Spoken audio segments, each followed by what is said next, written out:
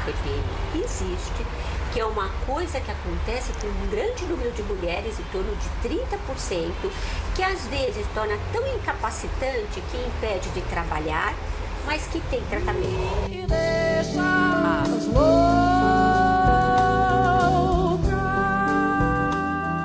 Mas tensão pré-menstrual é o nome que se dá a uma série de sintomas que a mulher sente alguns dias antes da menstruação.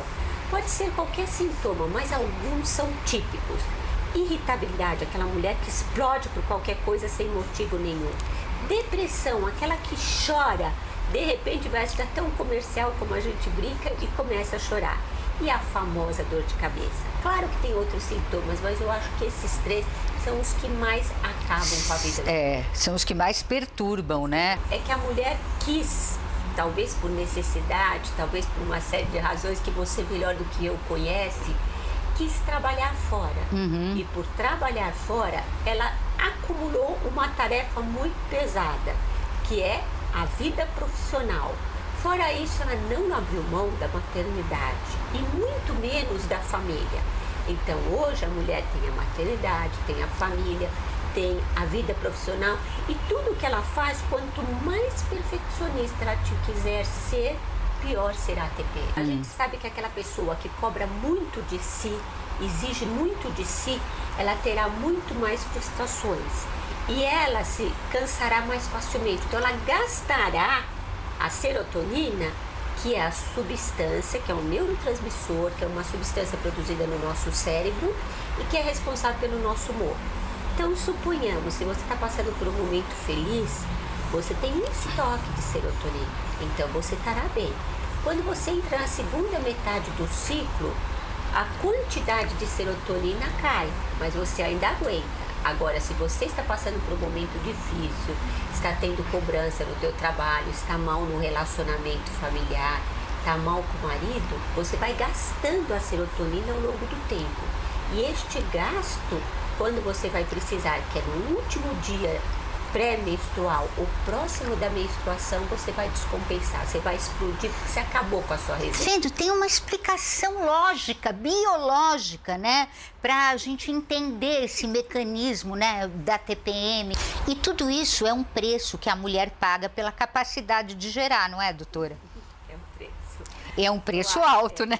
É um preço, mas também não podemos esquecer que a mulher exige isso dela.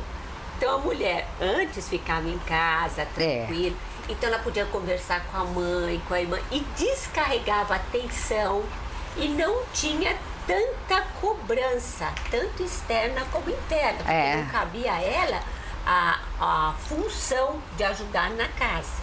Agora, quando ela começou a acumular várias funções, ela começou a trazer para si uma série de doenças. Então, aumenta o índice de infarto, aumenta o índice de ansiedade e aumenta a TPM. Quer dizer, a gente precisa ter um terceiro, um quarto estágio nessa evolução feminina. A gente precisa que a própria sociedade se aparelhe de uma maneira diferente para atender essas necessidades familiares, não é verdade? Muito importante que os homens sempre perguntam o que eu posso fazer ou o que eu devo fazer quando a minha mulher ou a minha namorada está na TPM. Você colocou um ponto importante. Ajudar a criação dos filhos, ajudar a buscar os filhos na escola, ajudar a tomar conta dos filhos, faz parte do papel do pai e é muito importante. Principalmente se a mulher está naqueles dias, ela está irritada, ela está nervosa, tira a criança, vá passear com ela, leve ela para andar, saiam. E quando você voltar, você vai ver a diferença. Porque quando a mulher fica sozinha, ela repensa o que ela falou. Ela percebe que ela falou demais, porque na TPM a mulher sabe o que está fazendo. Diferente do que alguns tentam alegar, ela se arrepende e vem procurar o médico porque ela fala: doutora, eu fui muito agressiva, eu fui indelicada. Então, se ela começa a gritar, brigar, não entre em briga, não entre em discussão, porque não vale a pena. Pegue, saia de casa, vai passear com os filhos e volte mais tarde. E quando você voltar, não se esqueça, chegue para ela e fale: olha, desta vez eu aguentei, mas você precisa de um tratamento, porque ninguém é obrigado a aguentar uma mulher que toda hora explode, briga e muda de humor sem motivo. precisa ser de tratamento. Existe, mas todo mundo tem que respeitar as leis da sociedade. Quer dizer, existe tratamento. Tanto existe que a doutora montou um ambulatório, né? Gente, sabe qual o melhor tratamento? Ah, eu vou querer saber já já. Mas é depois daquele intervalinho. Porque amamos os cachorros, comemos porcos e vestimos vacas. Interessante esse título, né? Pois é, esse livro aqui é da Melanie Joy. Ela não é nenhuma, nem acochata, nem vegetariana daquelas fanáticas, nada. Mas ela mostra que realmente as escolhas que a gente faz com relação aos animais podem ser diferentes. Ela até dá algumas sugestões aqui. Por quê? A gente não para pensar que animal também tem consciência, né? E tem. A gente sabe disso. Quem convive com os animais sabe. A gente só quer saber de comer um bom bife, né? Não pensa se a vaca tá pensando na gente. Mas tem muita coisa que tem que ser pensada sobre essa questão. Aqui a Melanie coloca isso muito bem para nossa reflexão.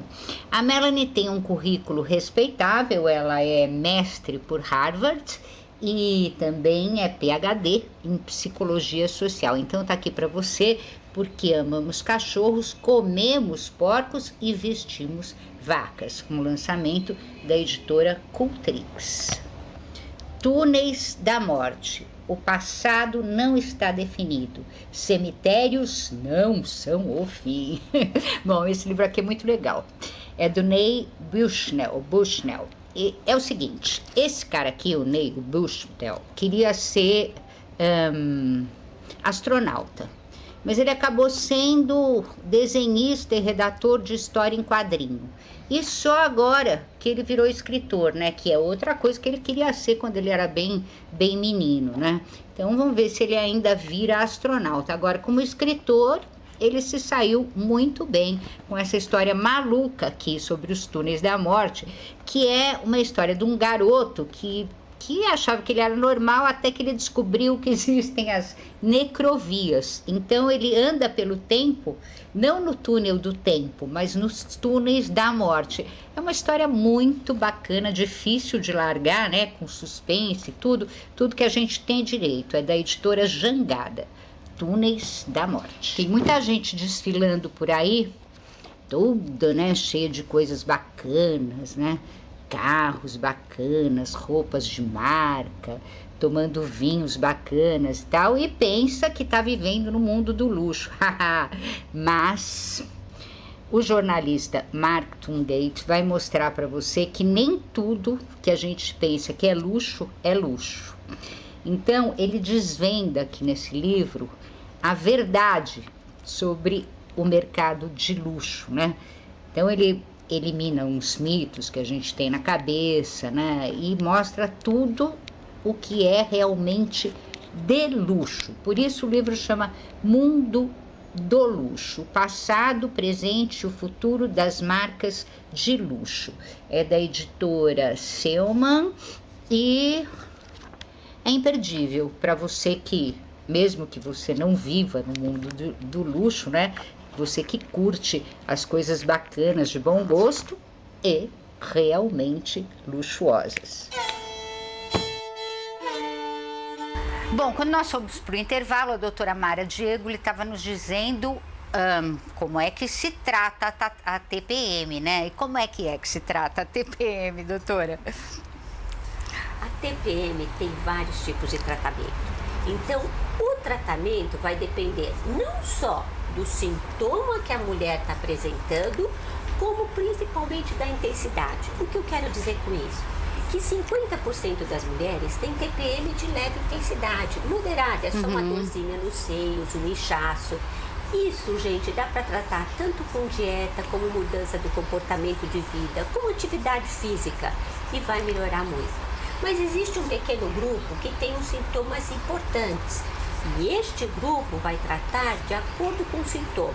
Como nós falamos, a dor de cabeça tem que tratar com medicamentos que vão diminuir a dor de cabeça. Nem que para isso, às vezes, a gente tenha que pedir a mudança dos hormônios e tenha que interromper a menstruação. E a irritabilidade, a depressão, não tenha dúvida, o melhor tratamento hoje são os atuais antidepressivos, que além de deixar a mulher mais estável emocionalmente, eles melhoram muito a qualidade de vida dela. Mas tudo isso precisa de receita médica.